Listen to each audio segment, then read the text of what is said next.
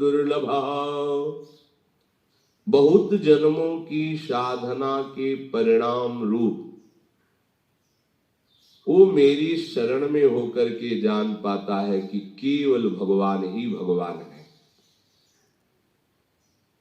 भगवान अपने को त्रिगुण माया का पर्दा लगाकर ढके हुए यही है, हमारे पास है, हमारे सामने है, पर हमारे नेत्रों में पर्दा लग गया है त्रिगुण माया का। आप निरंतर प्रभु का आश्रय लेकर नाम जप कीजिए, आपकी स्थिति बदल जाएगी।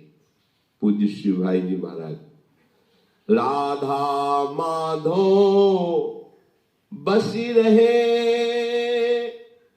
ही महानीत्य ललाम, मुख निर्तत नित नव मधुर, राधा माधो नाम, राधा माधो प्रेम रस सुधाति विश्व महान, स्वसुख वासना रहित चित करत निरंतर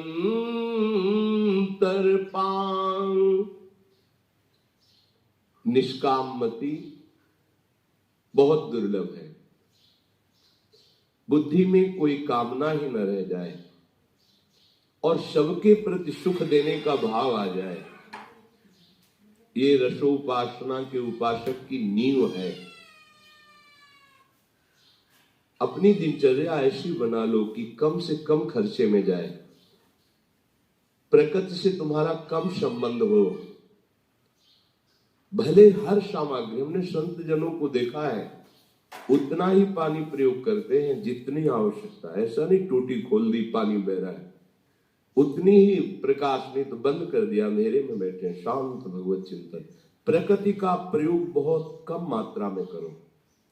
प्रार्थना मान लीजिए, आप प्रकृति के स्वामी बन करके भोग करेंगे तो आपको अपनी दासता से मुक्त नहीं होने देगी। प्रकृति अपना गुलाम बना के रखेगी आपको।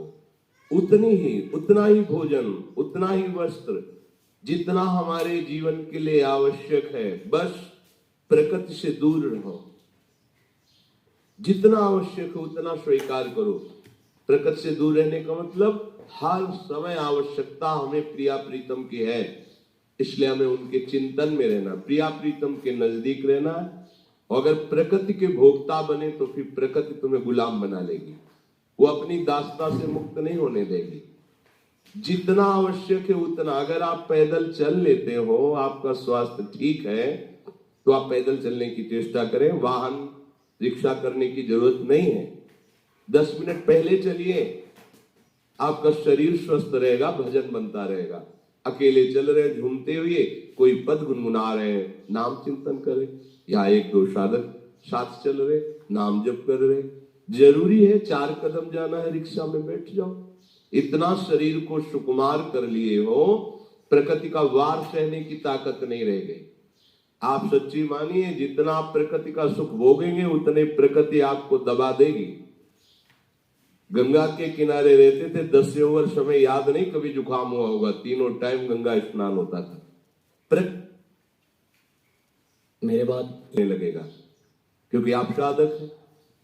हम प्रकृति के गुलाम बनते जा रहे हैं तो हमारे अंदर सुख देवे को चाव नहीं आएगा, सुख लेवे को चाव आएगा। हर वस्तु से, हर व्यक्ति से, हर पदार्थ से हम सुख भोग लें। ये उपासक नहीं है, ये उपासना नहीं, ये वासना है। हमें वासना को उपासना में बदलना है। फिर ध्यान दीजिए, प्रकृति की उतनी ही वस्तु प्रयोग कीजिए जितनी अत्यंत आवश्यक है। जीवन में कभी साबुन तेल का प्रयोग नहीं होगा, पूरे जीवन में कभी। कोई हम काले कलूटे ऐसे तुम्हें दिखाई दे रहे हैं क्या कि भाई वो क्रीम नहीं लगी, साबुन नहीं? भागवती तेज से संपन्न उपासक होता है। भले त्वचा का रंग सांवला है पर हृदय में तो गौर श्याम विराजमान है, उनका प्रकाश होता है। साधु को साबुन लगाने की क्या जरूरत है? अच्छा, कपड़ा है फट गया तो सिल लिया है, रज ही तो लगती है, पानी से धो लिया, क्या जरूरत है प्रकृति के विविध प्रकार की साबुनों की, वो वस्तुओं की, जितना आप प्रयोग करेंगे उतनी गुलामी होगी। आप तर्क कर सकते हो, बहुत बढ़िया है आपके पास बुद्धि एक दूसरे पर, लेकिन हम आपको जो कह रहे हैं जब वो धरा आ जाएगी ना तो फिर इन सब बातों को कोई महत्व तो नहीं रहता, लेकिन वहां तक इस बात का महत्व रखना पड़ेगा। अगर आप प्रकृति का भोग करेंगे तो प्रकृति आपको मुक्त नहीं होने देगी, शब्द याद कर लीजिए।